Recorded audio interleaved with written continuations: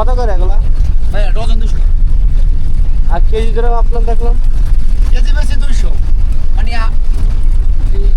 4 আলি নিয়েছে, 4 আলি যেমন 1.5 ডজন মনে করেন উঠলো আপনার কেজি হোটেলের কাছে 200 টাকা, আমরা 200 টাকা চাই, কিন্তু ওই হোটেলের কাছে দিলে তো 200 টাকা অফার থেকে সবাই। মানে কেজিতেও 200, ডজনেও 200?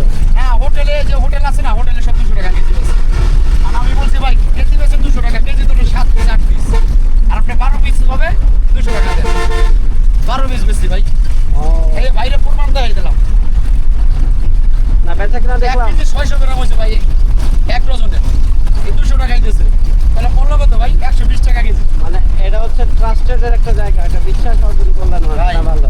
আমরা গাড়িতে বিক্রি করি ভাই, আমরা 10 টাকা তেল ভরামারি না ভাই, সলিড জিনিস। কেজি বেচলে লস হবে, যে কিনবে তারই লস হবে ভাই। কেমন বিক্রি হয়? দিনে কত কেজি বিক্রি করতে পারেন আপনারা?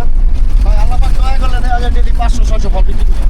প্রফিট না, আমি মানে কত কেজি বিক্রি হয়? প্রফিট যা হয় হোক, কেজি আমরা কেজি বেচি না ভাই, মানে আনুমানিক কত ডজন মাল বিক্রি করেন? 600-700 ফল বিক্রি করি, 700 আর কি মানে 700 পিস, 700 পিস।